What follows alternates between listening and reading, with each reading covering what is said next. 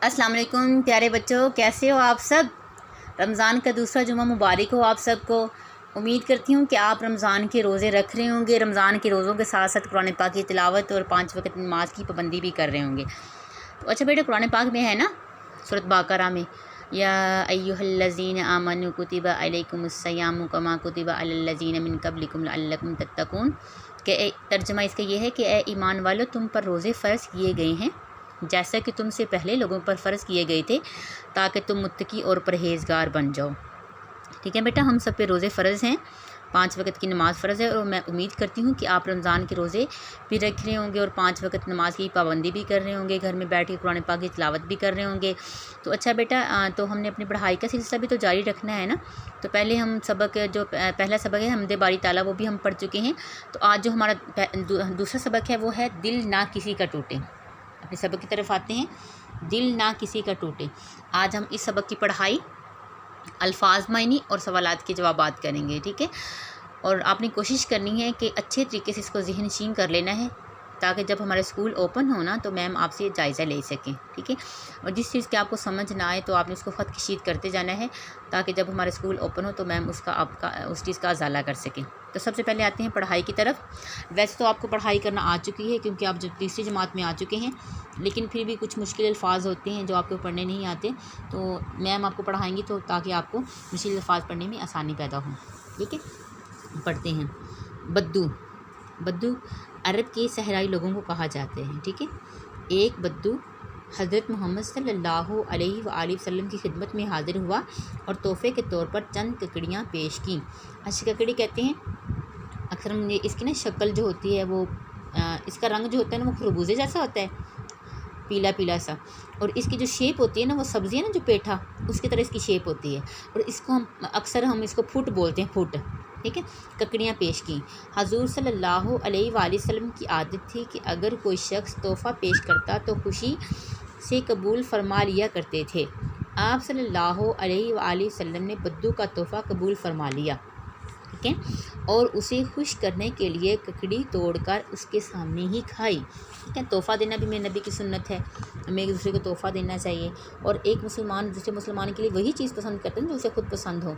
तो तोहफ़ा देना भी, जैसे अब ईद आ रही है तो ईद पे भी हम एक दूसरे को तोहफ़ा देते हैं, तोहफ़ देते हैं। अच्छा, आगे देखें, सफ़ा नंबर आ जाएँ, सफ़ा नंबर 9 पे। उसके बाद हजूर पाक सल्लल्लाहु अलैहि वसल्लम ने एक और ककड़ी खाई, फिर एक और खाई, यहाँ तक कि सारी खा ली। हजूर सल्लल्लाहु अलैहि वसल्लम की ये भी आदत थी कि जब खाने की कोई चीज़ तोहफ़े के तौर पर आती तो उसे पास बैठे सब लोगों में तकसीम फरमा दिया करते थे, लेकिन आज इस तरीके के ख़िलाफ़ हुआ था। सहाबा कराम रज़ियल्लाहु अन्हुम हैरान थे कि आज क्या वजह है जो नबी सल्लल्लाहु अलैहि वसल्लम ने हम लोगों को हिस्सा नहीं दिया।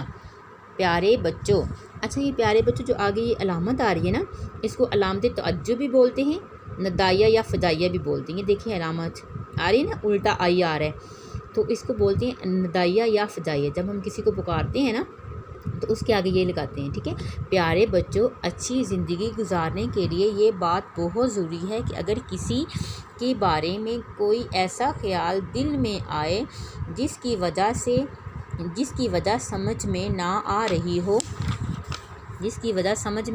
रही हो तो उस शख्स से उसके मुतालिक पूछ लिया जाए। ऐसा करने से बदगुमानी दूर हो जाती है। हमारे प्यारे नबी सल्लल्लाहु अलैहि वसल्लम के सहाबा रज़ियल्लाहु अन्हुम इस बात पर पूरी तरह अमल करते थे। आखिर एक सहाबी, अच्छा सहाबा किसको बोलते हैं? सहाबा बोलते हैं कि जो आप सल्लल्लाहु अलैहि वसल्लम के दोस्त और साथी होते हैं ना, साथी थे, उनको सहाबा बोलते हैं। आखिर एक सहाबी यानी कि सहाबी आप सल्लल्लाहु अलैहि वसल्लम का दोस्त और साथी ने आप सल्लल्लाहु अलैहि वसल्लम से पूछ ही लिया, ए अल्लाह के रसूल सल्लल्लाहु अलैहि वसल्लम। अब ये देखिए यहाँ पे भी ये अलामत इस्तेमाल हो रही है, नदाया या फ़जाइया। आखिर इन ककड़ियों में ऐसी कौन सी ख़ास बात थी कि जो आप सल्लल्लाहु अलैहि वसल्लम ने हमको इनमें से हिस्सा देना पसंद नहीं फरमाया। अच्छा ये देखें, ये स्टार्ट में और ये आखिर में आ रही ना उल्टी वाव, ये देखें स्क्रीन से आपको दिखाई दे रहा होगा, मेरी मोबाइल स्क्रीन से। और ये देखें, इसको बोलते हैं कोसैन, ठीक है। जब आप सल्लल्लाहु अलैहि वसल्लम का फरमान होता है ना, आप सल्लल्लाहु अलैहि वसल्लम का फरमान हो गया, ये कायदे आज़म का फरमान हो गया, तो उनको हम कोसैन में बंद कर देते हैं, ठीक है। ये देखें, जो भी उनकी बात होती है ना, उनको हम कोसैन में बंद कर देते हैं, अहम बात, ठीक है। तो ये आप सल्लल्लाहु अलैहि वसल्लम, ये बात आपने ज़हन में रखनी है कि आप सल्लल्लाहु अलैहि वसल्लम का फरमान है जो, उनको आपने कोसैन में बंद करना है। ऐसे ही कायदे आज़म का फरमान जो है, कायदे आज़म ने फरमाया काम काम और काम, तो उनके फरमान को भी हमें कोसैन में ऐसे ही बंद करना चाहिए, ठीक है। आगे आ जाए। जिस वक़्त ये सवाल किया गया बद्दू जा चुका था, प्यारे नबी सल्लल्लाहु अलैहि वसल्लम ने फरमाया, बात असल में ये थी कि उस देहाती की सारी ककड़ियाँ कड़वी थीं। मैंने एक ककड़ी चखी तो उसे कड़वा पाया और इस ख्याल से उसे खा लिया कि अगर उसके बारे में ये कहा कि ये कड़वी है तो उस बेचारे को अफसोस होगा कि मैं कैसा ख़राब तोहफ़ा ले आया। फिर मैंने दूसरी ककड़ी चखी तो उसे भी कड़वा पाया, मगर उसे भी बद्दू की खातर खा लिया, यहाँ तक कि सारी ककड़ियाँ कड़वी निकली और मैंने अपने मेहमान को खुश करने के लिए सब की सब खा ली। देखिए आप सल्लल्लाहु अलैहि वसल्लम ने कि उसका दिल ना टूटे, आपने जो ककड़ी कड़वियाँ थी ना, कड़वी ककड़ियाँ थी, वो भी आप सल्लल्लाहु अलैहि वसल्लम ने खा ली। तो बेटा हमें भी उम्मती होने के नाते ऐसे ही करना चाहिए कि हमें किसी का दिल नहीं तोड़ना चाहिए। अगर कोई हमारे लिए तोहफ़ा लेके आया है तो हमें तोहफ़ा ये नहीं कहना चाहिए कि ये तो सस्ता है, कि ये अच्छा नहीं है, तो इससे ऐसे करने से उसका दिल भी टूट सकता है जो हमारे लिए तोहफ़ा लेके आया है, ठीक है। तुम्हें हिस्सा ना देने की वजह ये थी कि अगर तुम्हें हिस्सा दिया जाता और किसी की ज़ुबान से ये निकल जाता कि ये तो कड़वी है, तो उस बद्दू का दिल टूट जाता, ठीक है। लेकिन जैसे आप सल्लल्लाहु अलैहि वसल्लम ने उस बद्दू के दिल टूटने का ख्याल रखा ना, तो ऐसे बेटा हमें भी ख्याल रखना चाहिए ताकि हमसे किसी मुसलमान की दिल आज़ारी ना हो, ठीक है। अच्छा बेटा आगे आते हैं हम अल्फाज मायने की तरफ। ये मैम ने आपकी आसानी के लिए अल्फाज मायनी और जो सवालात के जवाबात हैं वो मैम ने आपको लिख दिए होंगे, बोर्ड पे आपको दिखाई दे रहे होंगे। तो आती हैं अल्फाज मायने की तरफ। सबसे पहले जो लफ्ज़ है वो है बदगुमानी। बदगुमानी, बदगुमानी का मायने है किसी के लिए दिल में बुरा ख्याल आना, ठीक है। आगे वाला जो अल्फाज है वो है अफसोस। अफसोस का मायने होता है दुख, ठीक है। सहाबा कराम रज़ियल्लाहु अन्हुम, प्यारे नबी सल्लल्लाहु अलैहि वसल्लम के दोस्त और साथी, ये मैम ने आपको पहले भी बताया था। आते हैं सवालात की तरफ। सबसे पहले जो सवाल है वो है बद्दू किसे कहते हैं। बद्दू किसे कहते हैं, ये हम रीडिंग में भी पढ़ के आए अभी। बद्दू अरब के सहराई लोगों को कहा जाता है। वैसे तो जब हम सबक पढ़ते हैं ना तो मशक हमें खुद ब खुद ही आ जानी चाहिए। अगर हम सबक को अच्छे तरीके से ज़हनी कर लेते हैं ना तो मशक में हमें कोई मसला पेश नहीं आता, ठीक है।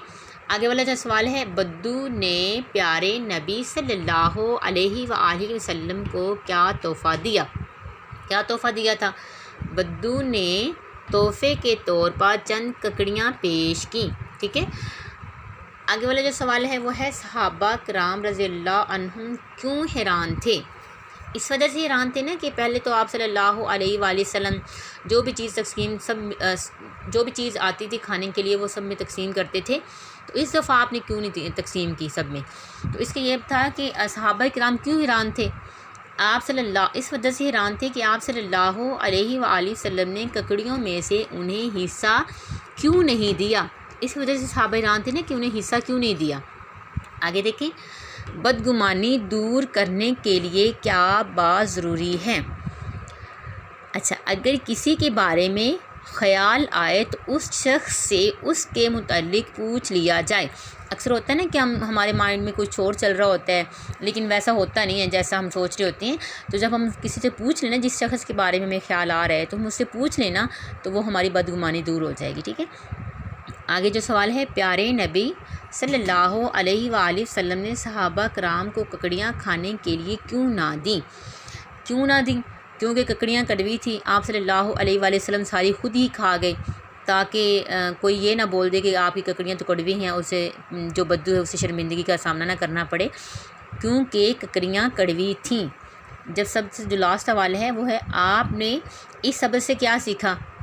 आपने क्या सबक सीखा, एक जुमला लिखिए, ठीक है। जो सबसे लास्ट वाला सवाल है, तो हमें तो वैसे सबक यही सीखा है कि हमें किसी से बदगुमान नहीं होना चाहिए, कि किसी का दिल नहीं तोड़ना चाहिए, या किसी से जो भी तोहफ़ा लेके आए उसके तोहफ़े में से कीड़े नहीं निकालने चाहिए। ठीक है, जो आपको अच्छा लगा है ना वो आप यानी कि लिख सकते हैं। ठीक है, अपनी मर्ज़ी के मुताबिक आप ये लास्ट वाला जो सवाल है वो आप लिख सकते हैं।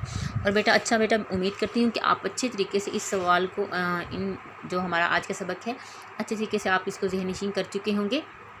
और बेटा मैम ने पहले भी बताया है कि जब हमारे स्कूल ओपन होंगे तो मैम आपका जायज़ा भी लेंगी, और आपने अच्छी लिखाई के साथ आना है, अपने घर में प्रैक्टिस भी करते रहना लिखाई की, और मशक भी प्रैक्टिस करते रहना है आपने, ताकि हम जब स्कूल में वापस आएँ तो हमें किसी किस्म की मुश्किल का सामना ना करना पड़े।